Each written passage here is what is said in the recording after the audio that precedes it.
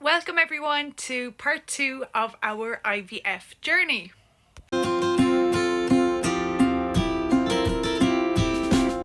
Just to start off, I will give you a brief summary of what we've been through so far. We first went for our first fertility test in November 2023. Following those tests, we were recommended to do ICSI, which is a form of IVF.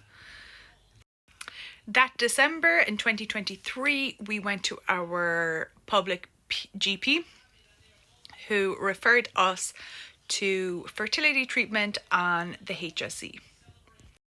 It was just after Christmas and I just had this feeling that yes, we love Christmas, but there is just something missing in our lives. A little baby to celebrate Christmas with. Since then, we've done a number of different tests, blood tests, ultrasounds, internal scans, x-rays on my fallopian tubes. Watch part 1 of our IVF journey to see our journey so far. Please keep your fingers crossed for us as we head into our next stage in our fertility journey. And don't forget to like and subscribe to follow our IVF journey. So tomorrow we have our third consultation with the fertility clinic. I'm very nervous, very scared, mainly of like the unknown. It could go a few ways. We could get the go-ahead to get started with the fertility treatment. You know, it's scary between the injections, the egg retrieval, actually being pregnant, like the whole unknown of it, like it's scary. And then of course there's the worst case scenario and the potential for us being told no, we can't go ahead with it. Like that would be devastating. And then we're back to square one. So yes, everybody, please pray for us. And yeah, I'm literally counting down the hours. We have 23 hours to go.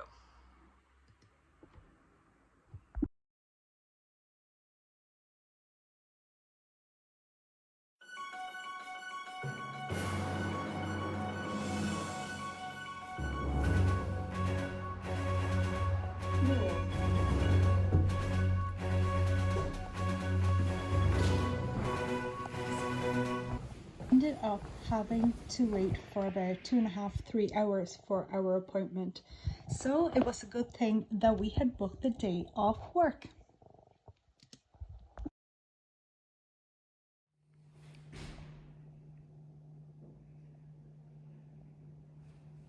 I just wanted to give you a quick update on how today went, and it all went good.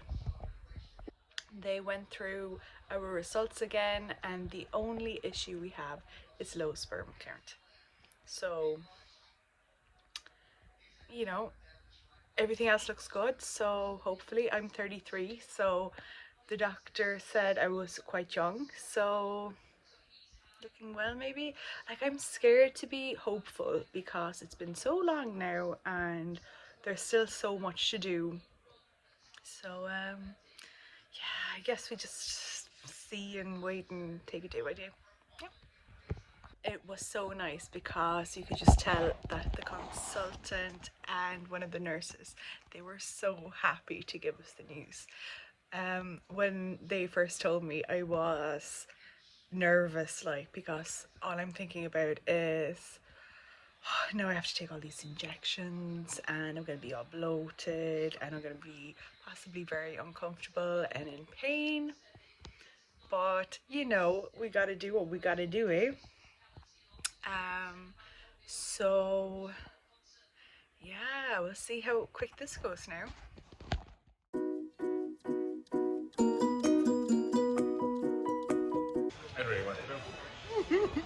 We had our third consultation with the HSE on February 12th, so it's a Wednesday, I think. And it hasn't even been a week yet, and we've already heard from the private clinic that they have referred us to. So hopefully things are starting to pick up the pace a little bit now. I have a Zoom call arranged with the doctor from the private clinic, and that's on the 25th of February, a Tuesday at 9:30. So fingers crossed things will start to go a little bit quicker. For anyone who has done the maths, we are coming to March now, and March is the last month of the year that you can get pregnant and have a baby in the same year. So it looks like we won't be having a baby this year either. So hopefully 2026 will be our year.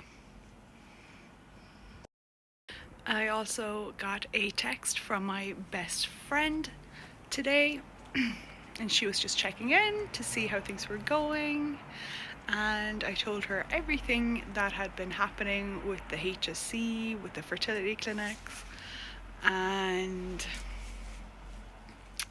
I don't know, I feel like it's probably just me being a little bit paranoid, but was she going to tell me that she was pregnant with her fourth baby and now she hasn't? I don't know. Look, I'm probably just overthinking it, but yeah. She has a 6-year-old child, and if me and my husband got pregnant when we first started trying, we would also have a 6-year-old child. So those things are tough.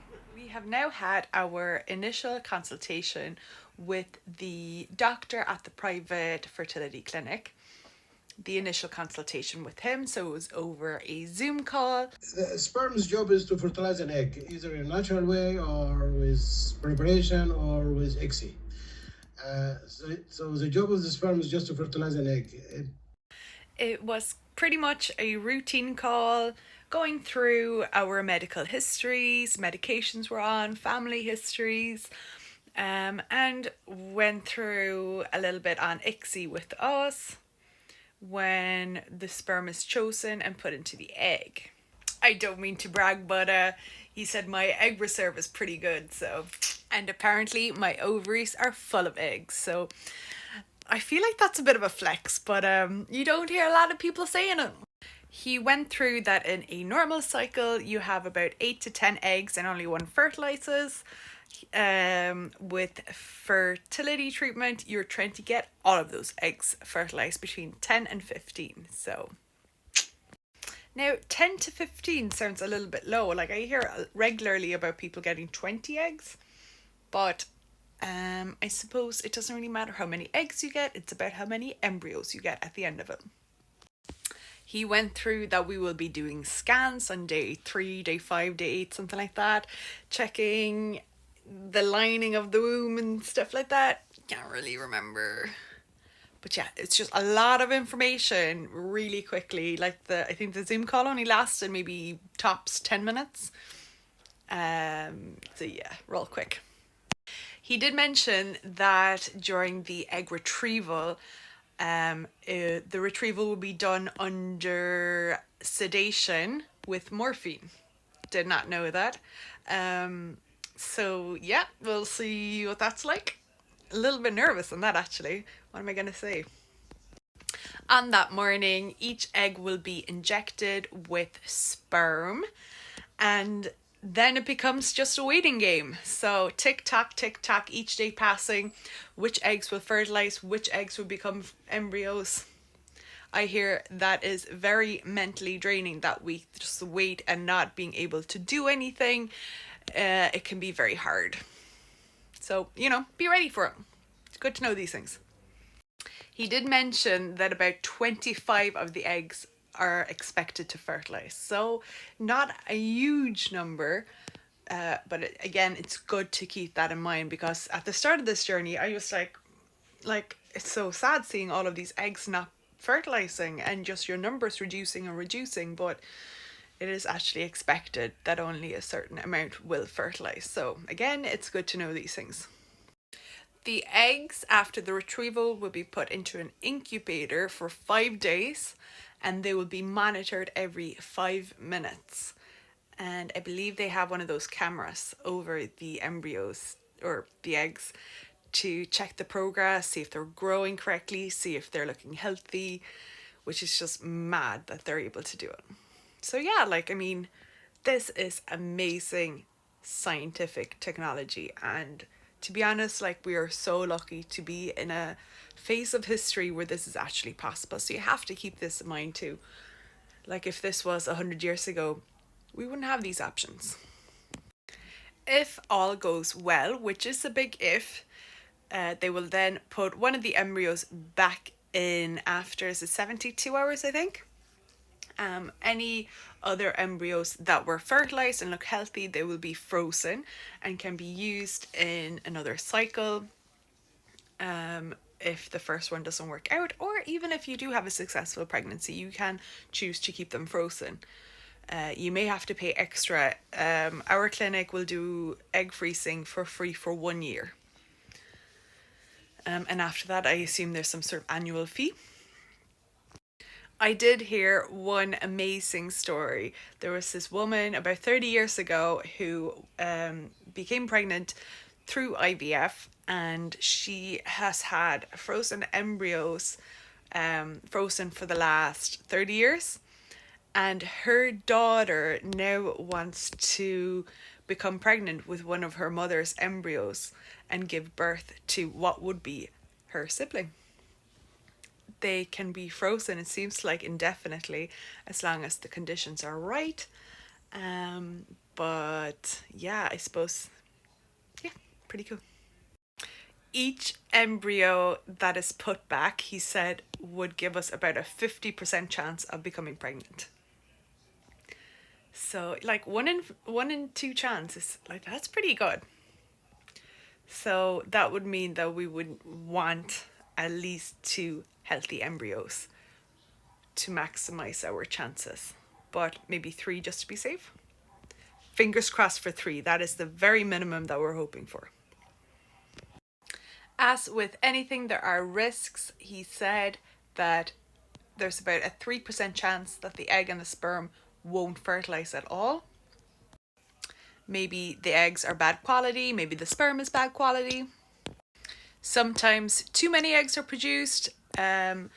Sometimes up to 60 eggs, which is called hyperovulation, I believe. You don't want that. It'll be very painful, and a lot of the time, all the eggs will have to be frozen, or the embryos will have to be frozen, and you can't do a fresh transfer because too many risks. They will also be testing progesterone levels. If the progesterone levels are very high, they will then also freeze all the eggs, because high progesterone can lead to an increased risk of miscarriage, apparently.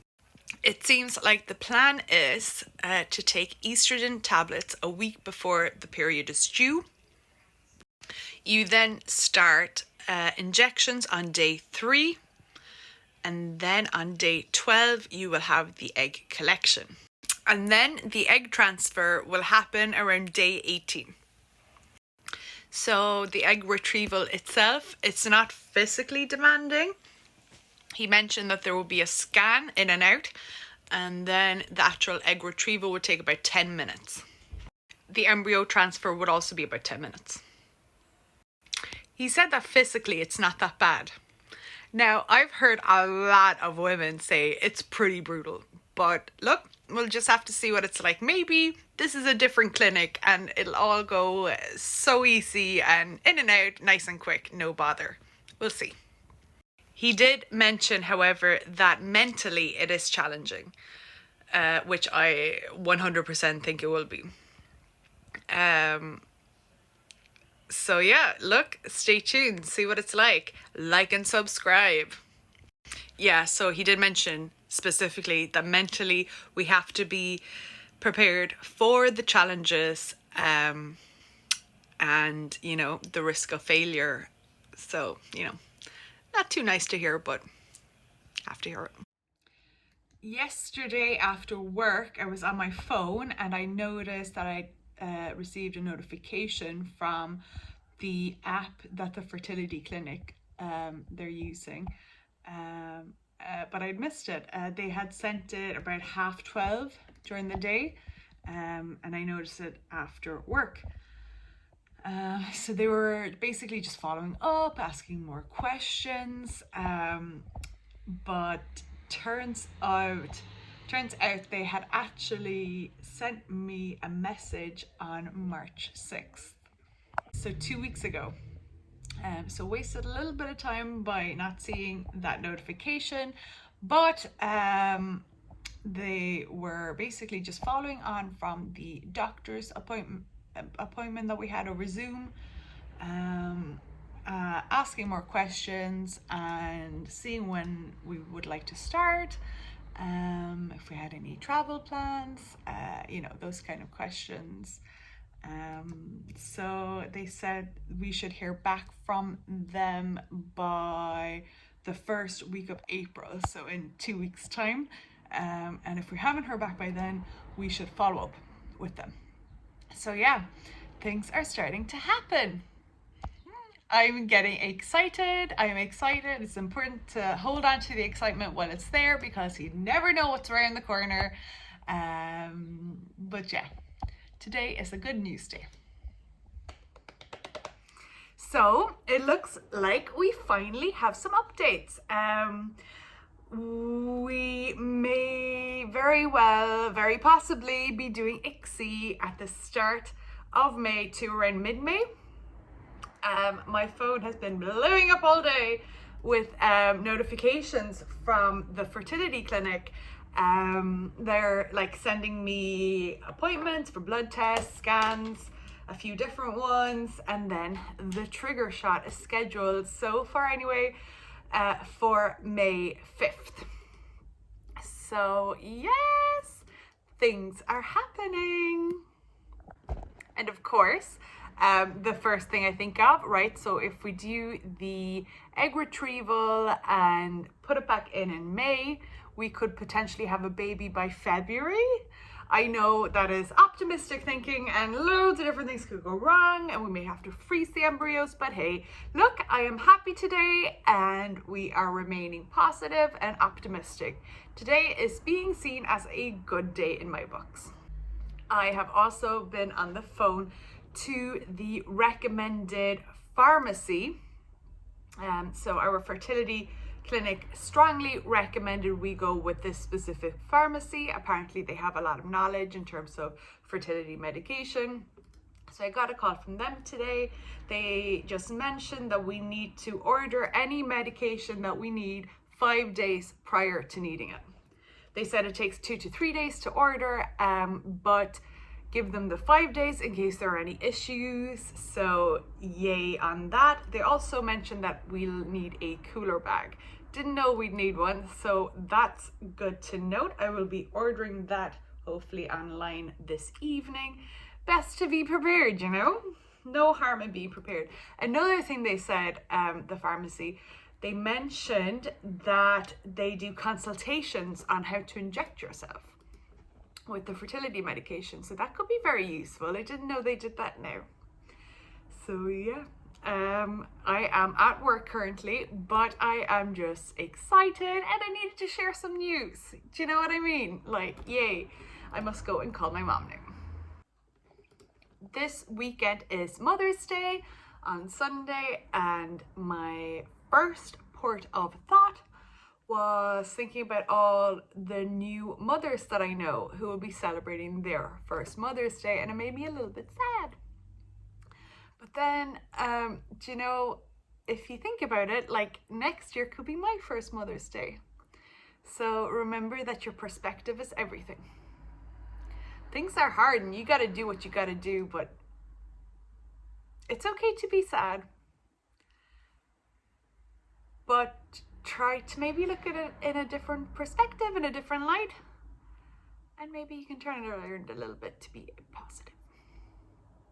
Because, you know, obviously all of us women are only doing this to get an extra gift on Mother's Day. Isn't that right? We spent our Sunday going through a 30-page consent form ahead of starting IVF. It took a few hours. The consent form went through all procedures that we will be undertaking, our access to counselling services, what ICSI includes, what IVF includes, that we will be going under sedation. When I say we, I mean I. It also went through the potential risks of all the different procedures. There are so many. It went through what would happen during the egg retrieval, during sperm collection, how we would like to freeze our eggs, and what would happen to those eggs in turn if one of us or both of us were to die suddenly, if we became mentally incapacitated, if we divorced or legally separated. So it looks like we are finally ready to start IVF. I should be starting the medication soon. So make sure to stay tuned for part 3 to see how I get on.